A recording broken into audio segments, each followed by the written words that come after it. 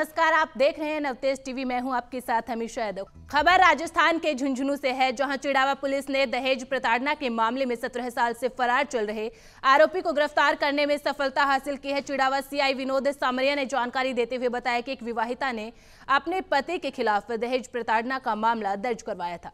वहीं फरार आरोपी पति को पुलिस ने गिरफ्तार कर लिया है। वहीं पूछताछ में सामने आया कि सूरजगढ़ पुलिस थाने में मारपीट के मामले में आरोपी वांछित चल रहा था।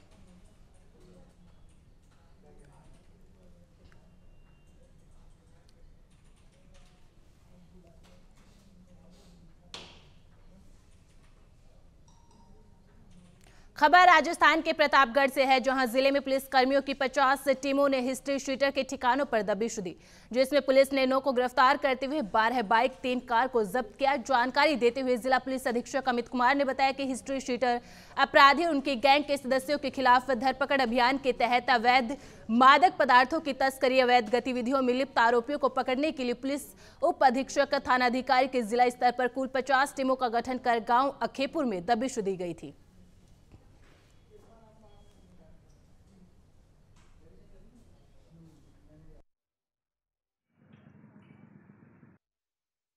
प्रतापगढ़ पुलिस ने अखेपुर में कई दिनों से यह सूचना प्राप्त हो रही थी कि एमपी के और हमारे प्रतापगढ़ के कई वांछित मुलजिमों की शरणस्थली बनती जा रही है। मंदसौर पुलिस ने कई बड़े अपराधियों पे जो अखेपुर के रहने वाले उन पर बड़ा इनाम भी घोषित कर रखा था।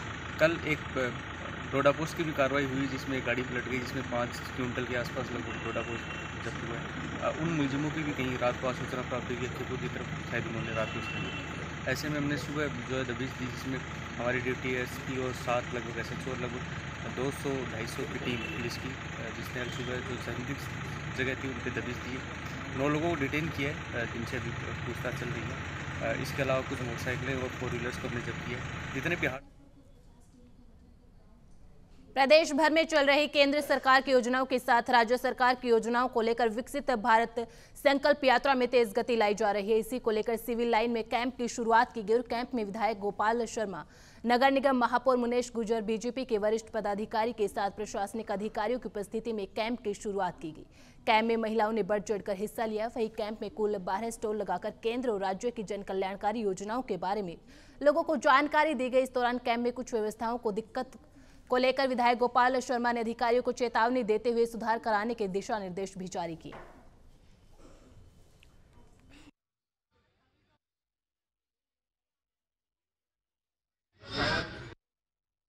देखिए, मैं तो लगातार कैंप देख रहा हूँ। आज पहली बार नहीं आया हूँ, जब शुरू हुआ था तब भी आया था, और भी मैं चक्कर लगाता रहता हूँ कि कहाँ क्या चल रहा है। और इसको फटकार नहीं कहना चाहिए, इसको सुधार कहना चाहिए कि कल से और ज़्यादा सुधार देखने में आएगा, जनता को राहत मिले। यही मोदी जी की संकल्प यात्रा है। देखिए, ऋण से लेकर के आधार कार्ड तक, कोई पेंशन स्कीम है, इस तरह की बहुत सारी योजनाएं हैं। इसमें कुछ और योजनाएं कैसे लागू की जाए, इसके बारे में भी सोच रहे हैं। स्वयंसेवी संगठनों से मेरा आग्रह है कि अगर वो इसमें भाग लेते हैं तो नगर निगम के मेयर साहब का और अधिकारियों का ये कहना है कि उनको वो सम्मानित भी करेंगे और वो लोगों को जागरूक करके कैंपों तक लेकर आएँ, और कोई भी आता है उसका सम्मान हो। सबसे बड़ी जनता है, तो कल से ये व्यवस्था करने की बात चल रही है कि सबको कम से कम पानी और चाय तो मिले आने वाले को। और जो बैठे हुए हैं वो ये सोच के नहीं बैठें कि वो अफसर हैं, बल्कि मुस्कुरा के पूछें कि बताइए हम आपकी क्या सेवा कर सकते हैं। और वॉलंटियर लगा करके जाने वालों से ये भी पूछा जाएगा कि आपकी समस्या का समाधान हुआ कि नहीं हुआ। देखो, कैंप में तो मेरे को अभी आया ही हूँ मैं, परंतु कैंप से पहले जितने भी भारत सरकार की योजनाओं के तमाम लाभ मुझे मिल चुके हैं। अभी जस्ट 10 दिन पहले मेरे बच्चे का इलाज हुआ, ऑपरेशन हुआ, वो भी बिल्कुल फ्री में आयुष्मान योजना में सरकार की तरफ से हुआ था। और मैं ये मानता हूँ कि ऐसी योजना सरकार को हमेशा के लिए रखनी चाहिए, ताकि हर गरीबों तक ये ऐसी योजना पहुँचे और हर गरीब इधर उधर ना भटके, ताकि उनको अपने घर पे सारी सुरक्षा मिल जाए। प्रधानमंत्री ने जिस प्रकार की योजनाएं लॉन्च की रही है पूरे भारत के अंदर, मैं ये कहता हूँ इस योजना को कंटिन्यू चालू रखें और घर घर और हर छोटे छोटे गाँव तक ये योजनाएँ पहुँचे, ताकि मेरे देश के अंदर जितने भी गरीब लोग हैं ना तो भूखे सो सकते हैं ना भूखे रह सकते हैं। और जितनी भी योजनाओं के फायदे, क्योंकि गरीब लोगों का सबसे बड़ा इलाज का मामला होता है। और इलाज के अंदर गरीबों के घर भी बिक जाते हैं, छोटे मोटे घर होते हैं वो भी बिक जाते हैं, वो फुटपाथ और रोडों पर आ जाते हैं। पर प्रधानमंत्री ने जो चीज़ दी है, जैसे घर आवास की योजना भी दी है, तो मैं ये कहता हूँ वो आवास भी अपना जो फुटपाथ पे गरीबों पर रहने वाले लोग हैं उनको आवास योजना का बहुत बड़ा लाभ मिला है। मैं एक छोटी सी और भारत सरकार के और हमारे राज्य के मुख्यमंत्री से निवेदन करना चाहता हूँ कि जयपुर शहर के अंदर जितनी भी कच्ची बस्तियाँ हैं, जिसमें 308 कच्ची बस्तियाँ हैं, और मैं इनसे कहता हूँ इनको तुरंत आवास से उनको दे दिया जाए, यथास्थान आवास दे दें, ताकि उनका यहाँ पे राजस्थान में वो पूरे भारत देश के अंदर भी उनका नाम हो जाए।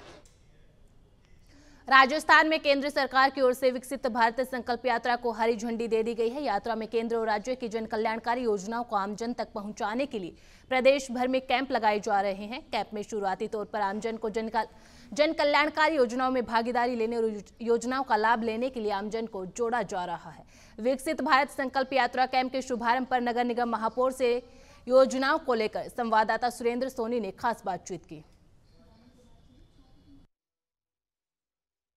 केंद्र की मोदी सरकार 24 का गढ़ जीतने के लिए विकसित भारत संकल्प यात्रा का जो है वो आगाज कर दिया है। यानी कि अब राजस्थान में डबल इंजन की सरकार के साथ साथ 24 के गढ़ को जीतने के लिए मोदी ने धरातल पर रूस ग्रांट लेवल की जो प्लान है उसको तैयार करते हुए विकसित संकल्प यात्रा को जो है वो हरी झंडी दी है। और इस यात्रा का जो है वो राजधानी जयपुर मुख्यालय पर जो है वो आगाज हो चुका है। सिविल लाइन स्थित इस विकसित संकल्प यात्रा की शुरुआत की गई है और आप देख सकते हैं कि जो केंद्र की जो योजनाएं हैं, केंद्र की योजना के साथ साथ जो बीजेपी का मैनिफेस्टो है उस पर भी पूरा फोकस लगाया जा रहा है। यहाँ पर महिलाएं जो हैं वो काफ़ी तादाद में पहुँची हैं। महिलाओं से संबंधित जितनी भी जो योजनाएं हैं उन योजनाओं को जो है वो इस विकसित संकल्प यात्रा के दौरान जो लाभार्थी हैं उन लाभार्थियों को जो है वो पूरी तरीके से ये सुविधाएं मुहैया कराई जाएगी। और वहीं लगातार बीजेपी के जो नेता हैं हमारे साथ मेयर महापौर जुड़ू मैडम हमारे साथ जो है वो महापौर जुड़ चुके हैं। महापौर से हम बात करेंगे कि विकसित संकल्प यात्रा को लेकर के किस तरीके से ग्रास रूट प्लानिंग है। मैम 24 का गढ़ जीतने के लिए अब विकसित संकल्प यात्रा सिविल लाइन से इस यात्रा का शुभारंभ आपके द्वारा किया गया है। इस यात्रा का सबसे खास उद्देश्य क्या है? देखिए, आम जनता तक जो भी स्कीम्स हैं वो पहुंचनी चाहिए। सबका ध्येय एक ही है कि जनता को राहत मिलनी चाहिए और निश्चित तौर पर इसमें जो भी व्यवस्थाएं हैं, चाहे अधिकारी गण हो, जनप्रतिनिधि गण हो, दोनों को मिलकर सहयोग कर कर इसमें काम करना होगा। क्योंकि चाहे सर्विस वाले व्यक्ति हो, उनका भी ध्येय यही होता है जनता तक लाभ पहुंचना चाहिए और जनप्रतिनिधि का भी। मेरा मानना है कि आम जनता तक हर घर में ये योजनाएँ पहुँचनी चाहिए। और इसमें ये अच्छी और बात है जो महिला, क्योंकि मैं एक एज अ महिला होने के नाते जो महिलाओं को लोन मिलेगा, आप देखिए ऐसी एकल महिलाएं भी हैं जो कहीं ना कहीं उन्हें कोई भी काम शुरू करने में दिक्कत आती है। और जो महिला एकल महिला होती है वो अगर अपना खुद का व्यापार छोटे स्तर से शुरू कर कर सम्मान से अपना जीवन व्यतीत करती है तो इससे बड़ी कोई बात नहीं होगी। इससे महिलाएं आत्मनिर्भर बन रही है, सशक्त महिलाएं बन रही हैं। तो मैं इन सभी योजनाओं का कहूँगी सबको प्रचार प्रसार करना चाहिए, मीडिया के माध्यम से भी करना चाहिए और आम लोगों तक ये लाभ पहुँचने चाहिए। बिल्कुल, ये थे हमारे साथ में मेयर। अब हम बाकी जो बीजेपी के जो कार्यकर्ता हैं, जिस तरीके से उन्होंने कार्यक्रम का आगाज़ किया है, हम उनसे बात करेंगे। मैम, 24 का गढ़ जीतने के लिए डबल इंजन की सरकार राजस्थान में तो वैसे भी बीजेपी की सरकार है ही है, केंद्र में बीजेपी है। अब 24 का गढ़ जीतने के लिए विकसित भारत संकल्प यात्रा का आगाज़ क्या लग रहा है आपको? क्या स्थितियाँ नज़र आ रही है? स्थितियाँ देखिए, राजस्थान भ्रष्टाचार से पूरी तरह से मुक्त हो चुका है, ये सबको दिखाई दे रहा है। मोदी जी की जो जन कल्याणकारी योजनाएं, जो अब तक राजस्थान में जनता को इसका लाभ नहीं मिल पा रहा था, आज ये कैंप विकसित भारत संकल्प यात्रा के दौरान जो कैंप लगाए जा रहे हैं, वार्ड वाइज ये इन कैंपों का आयोजन करने की एक योजना बनाई गई है, जिससे प्रत्येक वार्ड में जो भी लोग हैं जिनको इसका लाभ मिलना चाहिए, जैसे उज्ज्वला योजना है और जैसे मोदी जी ने ये कहा है कि हर महिला को आत्मनिर्भर बनाना उनका एक उद्देश्य है, उन्होंने संकल्प लिया है। उसके तहत भी एक लोन दिया जा रहा है, मुद्रा लोन है, जो महिलाओं को आत्मनिर्भर बनाने में बहुत बड़ा योगदान देगा। तो ऐसी 17 तरह की योजनाएं हैं जो इस कैंप के माध्यम से जनता को इसका लाभ मिलेगा। और पूरी उम्मीद है, जिस तरीके से लोग आ रहे हैं कैंप में, इसका लाभ ले रहे हैं, तो निश्चित तौर पर इस कैंप का फायदा नीचे से लेके जनता को ऊपर तक जो बैठे हैं वहाँ हर किसी को मिलेगा। बिल्कुल, हमारे साथ भी और भी कई कार्यकर्ता जुड़े हुए, उनसे बात करेंगे।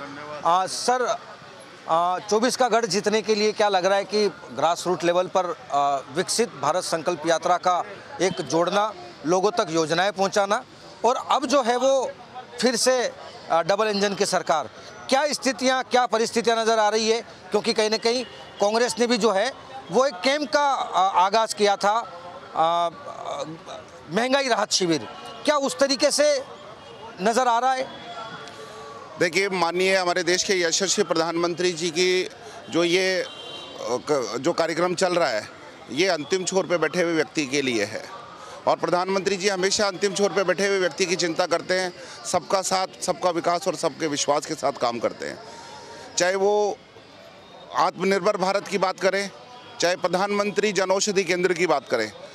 प्रधानमंत्री जनऔषधि केंद्र के माध्यम से 25,000 करोड़ रुपया आम जनता को, पूरी देश की जनता को लाभ मिला है।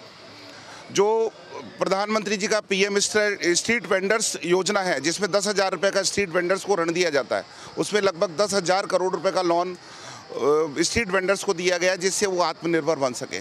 हमारे प्रधानमंत्री जी आत्मनिर्भर भारत की बात करते हैं और उसके साथ उस संकल्प को पूरा करने का काम करते हैं। हमारे प्रधानमंत्री जी ने, आपने जो चर्चा की, जो पूर्व सरकार थी महंगाई राहत शिविर कैंप, वो केवल और केवल मात्र ढकोसले और केवल वो कागज़ों की में थी।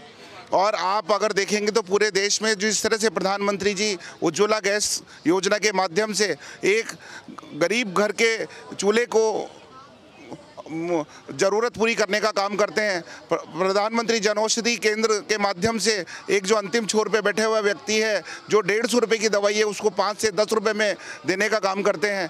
उज्ज्वला गैस और दूसरे जो जितने भी इनके 17 तरह के जो ये इन्होंने लाभ दिए हैं जनता को, वो सब एक अंतिम छोर पे बैठे व्यक्ति को किस तरह से उठाया जाए, किस तरह से, क्योंकि प्रधानमंत्री जी का जीवन, प्रारंभिक जीवन एक चाय के छोटे से उससे शुरू हुआ और उन्होंने उस गरीबी को देखा है। बिल्कुल, निश्चित तौर पर। चलिए हम आपको वो तमाम तस्वीरें दिखाते हैं कि किस तरीके से इस पूरे विकसित भारत संकल्प को लेकर के जो तमाम यहाँ पर महिलाएं पहुँची हैं, बुजुर्ग यहाँ पर महिलाएं पहुँची हैं, किस तरीके का लाभ मिल रहा है, किस लिए आए यहाँ पे? ये गैस सिलेंडर उज्ज्वला योजना का जो है।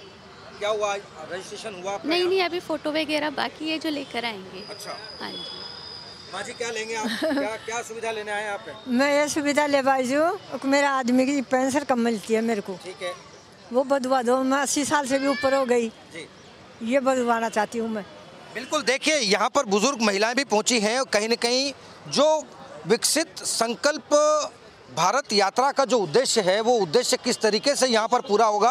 आप देख रहे हैं यहाँ पर अलग अलग जो है वो स्टॉल लगाए गए हैं, यहाँ पर अलग अलग योजनाओं से रिलेटेड तमाम स्टॉल बने हुए हैं।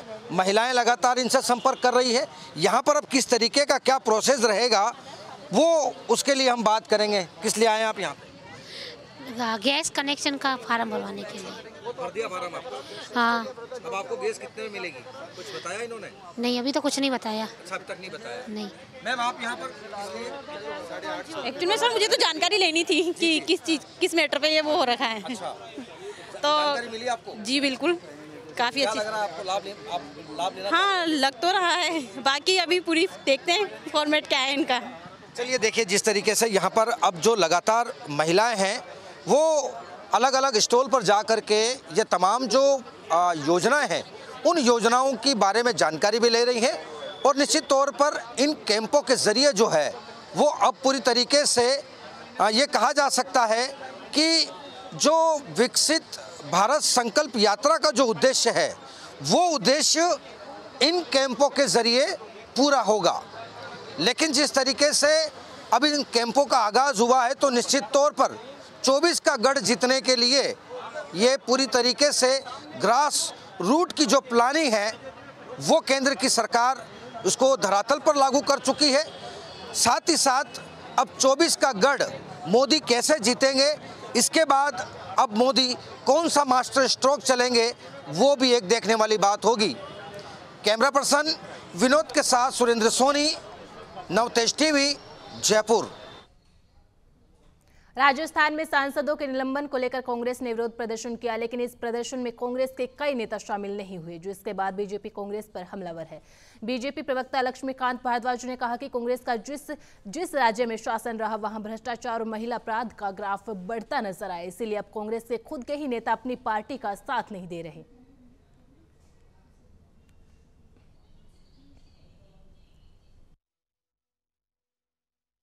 देखिए, जो खुद ढकोसले होते हैं उनको दूसरे लोग ढकोसले ही लगते हैं। पिछले 10 साल में इस देश में विकसित भारत की जो नींव रखी थी 2014 में नरेंद्र मोदी जी ने, और आज जो भारत जिस मुकाम पे खड़ा है वो अपने आप में एक प्रमाण है कि भारत किस तरीके से विकसित हो रहा है। और कांग्रेस पार्टी के शासन में किस तरह भारत की दुर्गति हुई थी, भारत के संसाधनों की दुर्गति हुई, भारत की प्रगति की दुर्गति हुई, सारी दुनिया ने देखा है। कांग्रेस पार्टी को कोई नैतिक अधिकार ही नहीं है इन सब बातों के बारे में बोलने का, क्योंकि जहाँ जहाँ वो सरकार चलाते हैं वहाँ उस राज्य की क्या हालत कर देते हैं किसी से छुपी हुई नहीं है। अभी हमारे यहाँ से 15-20 दिन पहले सरकार गई है कांग्रेस पार्टी की, और जो स्थिति यहाँ छोड़ कर गए हैं वो किसी का भी सर शर्म से झुकाने के लिए काफ़ी है। तो कांग्रेस पार्टी और खासतौर पर उसके प्रदेश अध्यक्ष गोविंद डोटासरा को अपने अंदर गिरेबान में झांकने की जरूरत है। खुद के शिक्षा मंत्री रहते हुए किसानों के बच्चों के पेपर आउट करवाए, खुद के शिक्षा मंत्री रहते हुए खुद के परिवार के बच्चों को RAS के टॉपर बना दिए, खुद के शिक्षा मंत्री रहते हुए जिस तरीके से बिरला ऑडिटोरियम में सम्मानित होने वाले शिक्षकों ने उन पर भ्रष्टाचार के आरोप लगाए, और उनकी पूरी की पूरी सरकार आकंठ भ्रष्टाचार में डूबी, राजस्थान की प्रगति को रोके रही। तो जो आज विकसित भारत की बात वो कर पा रहे हैं जिन्होंने खुद ने विकसित भारत बनाया, मेहनत की, संसाधनों का सही उपयोग किया, ईमानदारी से काम किया, आज भारत विकसित राह की ओर बढ़ चुका है। संसद में जो गतिरोध कांग्रेस पार्टी की ओर से खड़ा किया गया, एक कृत्रिम गतिरोध वहाँ खड़ा किया गया, जिस तरीके से वहाँ एक अपने सियासी फायदे के लिए जिस तरह वहाँ पर हंगामा किया गया, और उसके कारण जो मर्यादाएं ताक उन्होंने की, उसके कारण उनका निलंबन हुआ, और उसके विरोध में जिस तरह से देश भर में ये लोग निकले, और उसका हर्ष राजस्थान में हर शहर में देखने को मिला कि जनता तो छोड़ दीजिए, कांग्रेस पार्टी के कार्यकर्ता भी इनके कार्यक्रमों में नहीं आए, यहाँ तक इनके नेता भी नहीं आए, क्योंकि जो महामहिम उपराष्ट्रपति जी के ऊपर टिप्पणियां की गई, जिस तरह उनका अपमान किया गया, उससे राजस्थान आक्रोशित है। और राजस्थान में जो कांग्रेस पार्टी के नेता हैं वो ये जानते थे कि राजस्थान आक्रोशित है, इसलिए उस विरोध से बचने के लिए कल कोई प्रदर्शन में इनके आया ही नहीं।